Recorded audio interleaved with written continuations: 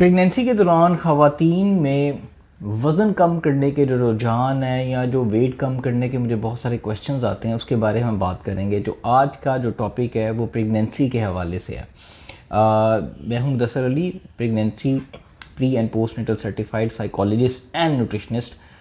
हम बात करेंगे प्रेगनेंसी के हवाले से ख़वातीन में जो बहुत ज़्यादा चेंजेस आती हैं, जिनमें हार्मोनल चेंजेस हैं, मेटाबॉलिक चेंजेस हैं, वेट गेन है, उनके पोस्चर में, उनके एब्डोमिनल के अंदर, उनके पेल्विक फ्लोर के अंदर, उनके कार्डियोवैस्कुलर हेल्थ के अंदर, उनके रेस्पिरेटरी सिस्टम के अंदर, और एक ख़वातीन का जो इंटरनल बायोलॉजिकल फिजियोलॉजिकल पूरे का पूरा सिस्टम है उसके अंदर चेंजेस से गुजरता है 9 महीने के लिए।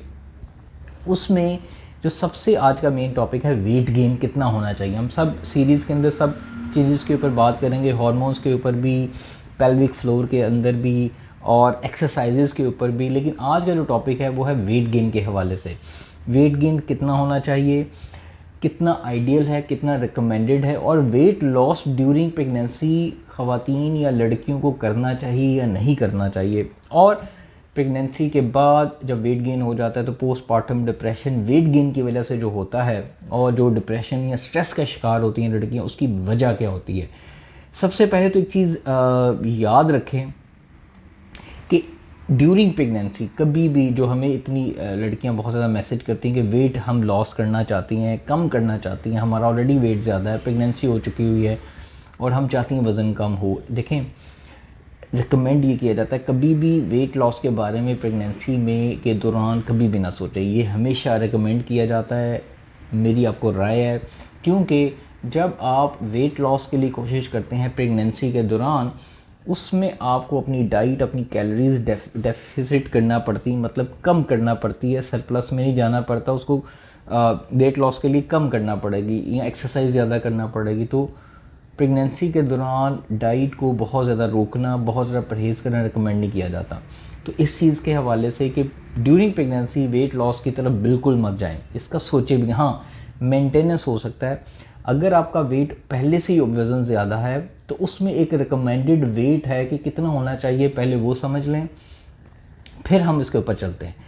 पहले तो एक चीज़ याद रखें कि आइडियल वेट गेन कितना होना चाहिए ड्यूरिंग प्रेगनेंसी। देखें, जो एक नॉर्मल रेंज है वो तकरीबन 10 से 15 केजीज़ के दरमियान, ऑलमोस्ट 20 पाउंड्स, 22 पाउंड से 30 पाउंड्स के दरमियान एक रेंज है, एक हेल्दी वेट, आइडियल जिसको बोलते हैं। लेकिन अब हर एक की चूँकि बॉडी डिफरेंट है, फीमेल की कुछ पतली होती हैं, कुछ दुबली पतली होती है, कुछ स्किनी, कुछ नॉर्मल वेट के साथ, कुछ ऑलरेडी ओबीस होती हैं जिनका वेट बहुत ज़्यादा होता है। तो वो कितना वेट कम करे, कितना उनका होना चाहिए, इसके हवाले से मैं थोड़ा डिटेल के अंदर बताना चाहता हूँ।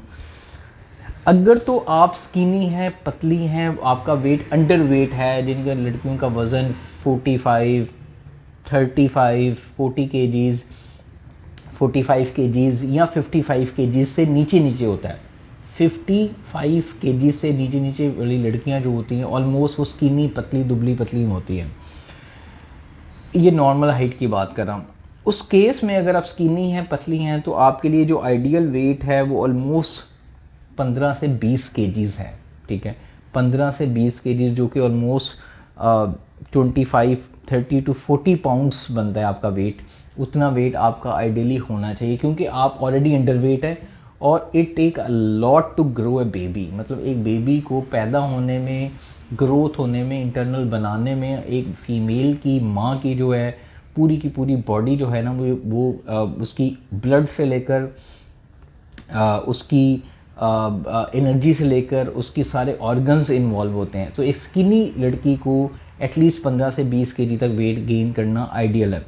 फिर आती कुछ ऐसी बॉडी जो कि बहुत ज़्यादा ओबीस होती हैं, ओवरवेट होती है, जिनका वेट ऑलरेडी 60, 70, 80, 100 केजीज़ के दरमियान फॉल कर रहा होता है।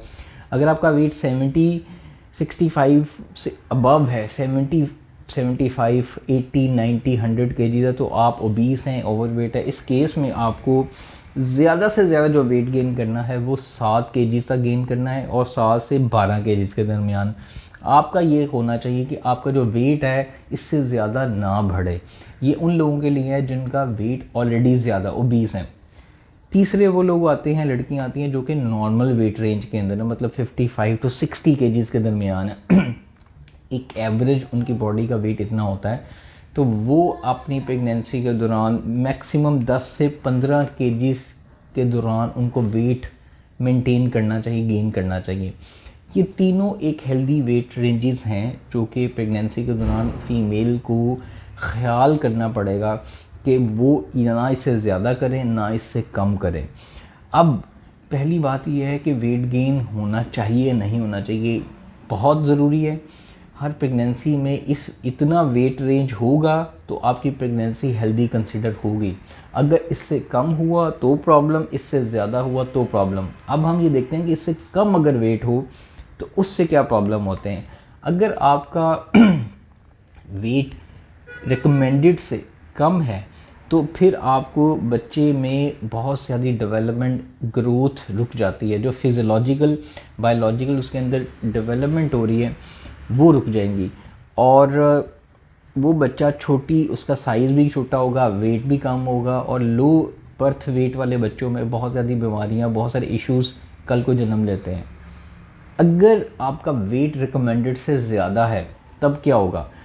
कोशिश ये कीजिए, वो लड़कियां, वो ख़वातीन जो प्रेगनेंसी में, जिनको ये लगता है कि प्रेगनेंसी में अब हमने जो मर्ज़ी खा लेना है, ice cream, Pepsi, Coke, fast food खाते जाओ, मतलब आपको एक टिकट मिल गया है कि आप इंजॉय करो, बस वेट गेन करो, जितना मर्ज़ी दबा के खाओ। देखें, ज़्यादा खाना है, हेल्दी खाना है, लेकिन फ़ास्ट फूड या प्रोसेस फूड से अवॉइड करना है। जो लड़कियां फ़ास्ट फूड या ओवर वेट कर लेती हैं खा खा के और एक्सेस वेट गेन कर लेती हैं, उनमें एंड पे सी सेक्शन उनका करवाना पड़ता है, सिर्फ इस वजह से कि ज़्यादा ओवर वेट हो जाती हैं। दूसरा, ब्लड प्रेशर, गेस्टेशनल डायबिटीज़, उनको कार्डियो, दिल के मसाइल, और बहुत ज़्यादा और ऐसे बच्चे को भी इश्यूज़ होते हैं और बच्चे का साइज़ भी बहुत ज़्यादा बड़ा होता है, जिसकी वजह से बच्चे में ओबेसिटी, बच्चे में डायबिटीज़, बच्चे में ब्लड प्रेशर और दिल की बीमारियां जन्म लेने के चांसेस होते हैं।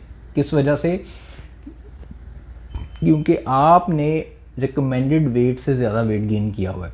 और जो वेट गिरने की बहुत ज़्यादा वजूहात कि हम बहुत ज़्यादा खाना शुरू कर देते हैं लड़कियां, तो कोशिश ये करनी है अपनी डाइट को मेंटेन और हेल्दी रखना है। नेक्स्ट वीडियो में हम डाइट के ऊपर भी बात करेंगे, प्रेगनेंसी में कैसे डाइट मैनेज करनी है।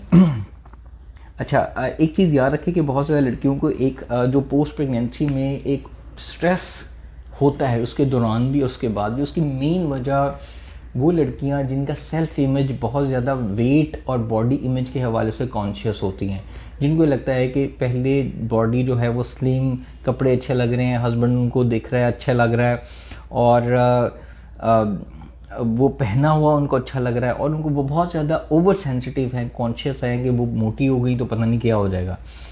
90% फीमेल जो डिप्रेशन में जाती हैं, स्ट्रेस में जाती हैं, परेशान होती हैं, जो उनको रोने आते हैं, बहुत ज़्यादा वजूहात होती हैं, उनकी बॉडी इमेज होता है। जब वेट बढ़ना शुरू हो जाता है, हस्बैंड उनको लगता है कि उनको टाइम नहीं दे रहा, पोस्ट प्रेगनेंसी जब उनका 10, 15, 20 के लिए गेन हुआ होता है, वापस आने में टाइम ले रहा होता है, बॉडी वैसा रिस्पॉन्स नहीं कर रही होती। क्योंकि जिस्म इतने चेंजेस से मराहल से गुजर रहा होता है नेचुरली तौर पे, जिसके अंदर हार्मोन्स हैं, थायराइड है, मेटाबॉलिक है, वेट गेन है,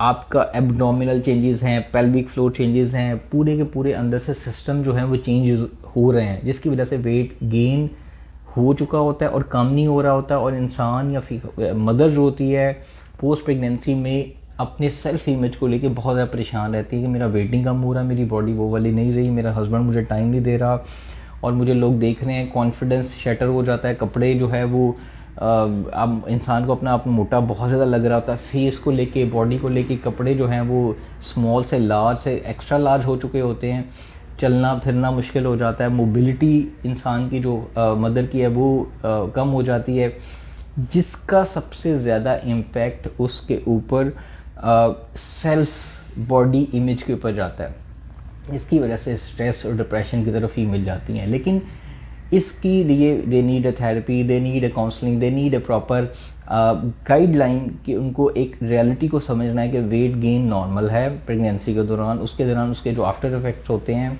वो रिकवरी में टाइम लगता है, और वो जब तक वो टाइम नहीं गुजरता वो रिकवरी नहीं होगी। लेकिन फ़ीमेल ये चाह रही होती हैं, मदर ये चाह रही होती हैं कि वो जल्दी से बट ठीक हो जाए, ऐसा नहीं होता। तो यू नीड प्रॉपर गाइडेंस के दरमियान जो है अपने हेल्थ प्रोवाइडर से गाइडेंस लें, काउंसलिंग के लिए जाएं और ये कोशिश ये ख्याल रखें कि आपको अल्लाह ने बेबी दी है, आपकी फ़ोकस जो है अपनी हेल्थ के साथ, अपनी रिकवरी के साथ साथ, मदर की अपनी जेन्युइन हेल्थ और बॉडी के साथ साथ बच्चे की फीडिंग, बच्चे का खाना और बच्चे की तरफ भी ध्यान होना चाहिए, ताकि उन दोनों का ख्याल रखना है, ताकि माँ और बच्चे दोनों का ख्याल रहे और उन दोनों की सेहत जो है वो जल्दी रिकवरी हो सके, बच्चे की ग्रोथ हो चुके।